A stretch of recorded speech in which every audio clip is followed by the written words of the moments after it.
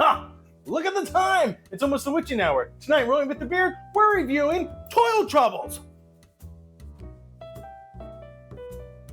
Toil Troublez is a set collecting pusher luck card game for 2 to 6 players, taking roughly 20 to 30 minutes. The goal of the game is to amass the most points.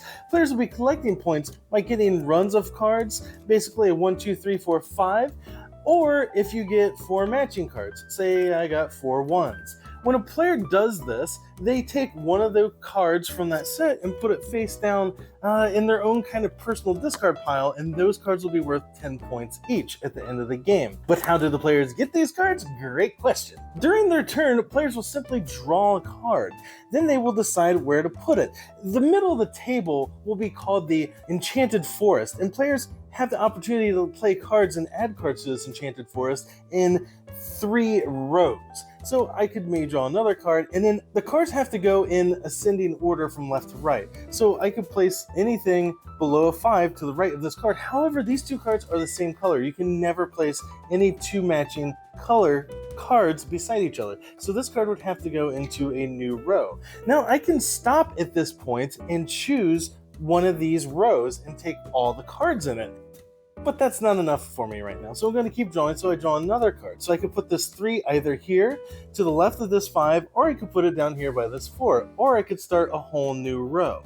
So I think I'm actually going to place this here beside this 4. Then I could draw another card. So here's a 2. Now this would either have to go here, or I could start another row. Well, actually I can't put it here because these are 2 blues. So I'm going to start another row. And here I have a 1. I could put this 1 here, here, or there. I think I'm going to put it down here. Now, should I ever draw a card that I can't legally place out into the Enchanted Forest, I bust, my turn ends, and I don't get anything. But for teaching purposes, let's say maybe I draw another card. Maybe I want to put this card here, draw another one. Ooh, I got another 1. So the only place this card could go is right here. Now, if I were to draw another 1, blap, I would bust because I can't put this card anywhere because each row can only have 1 of each card type or card number.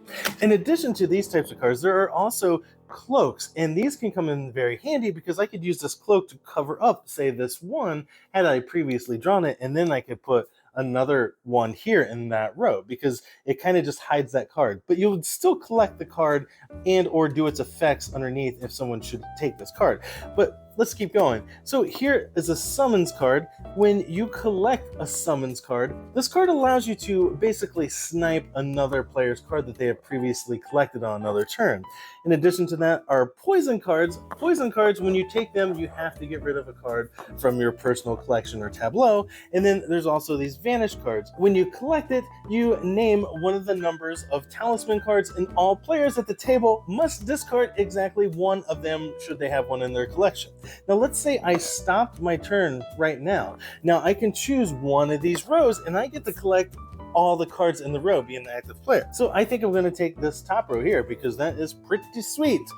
So then I would put the cards in my own personal tableau. The cloak just gets discarded. And then the summon card, I would get to steal a card from another player. And then the poison, I have to get rid of one of the cards that I collected. Maybe I'll get rid of that. Now, going around the table at the end of the active player's turn, each other player gets to choose 1 card. But they have to take one of the cards from the outsides of each row. So the next player can maybe take this 5 for the vanish or this 1. Let's say that they took that 5, then the next player going around could take this 4 or this 1 or this Spanish or this run. And once all the other players have taken exactly 1 card, then the active player becomes the next player to the left going around the table clockwise. And players continue to do this until this deck runs out a set number of times, depending on the player count. And once the endgame is triggered, players count out their victory points. In this instance, I have 10, 20, 30, 40, 41, 42, 43, 44, 45 points, and the player with the most points is the victor. So that is Toil Troublez. Gotta let you know, right out the gate, I am a huge pusher luck card game fan. I just really adore pusher luck card games. I think they're great. Like Push and Port Royale, they're some of my favorite games. However, I do think that this game is going to replace Push. In my opinion, it removes a die. I just think it's a better game. It looks prettier. The art in this game is really nice, and the card quality is great. The cards have a nice linen finish, but this game's got a lot going on for it. It's really easy to teach, and there's very little downtime.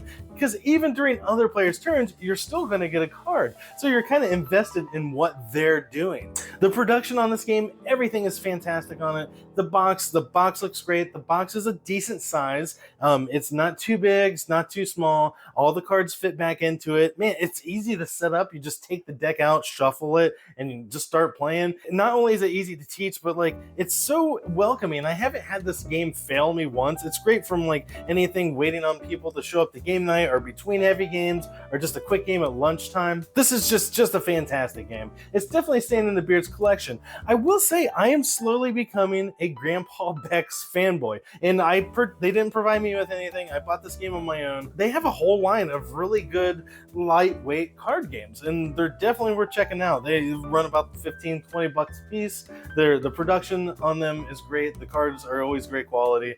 They come with a recipe for whatever reason in each game. I mean, it's kind of charming, but really I have no desire to ever try those. But the only downside, and it's not even a downside, my only critique of this game is the rulebook is clear.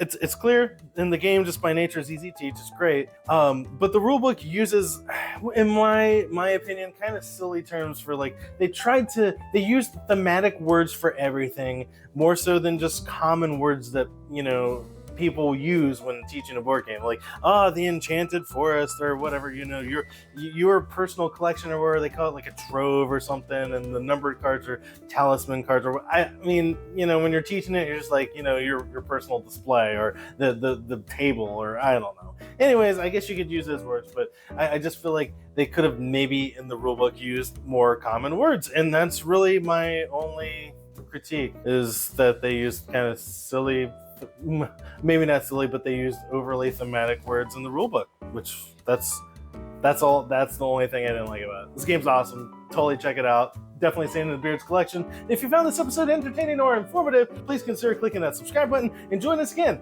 Thanks for watching.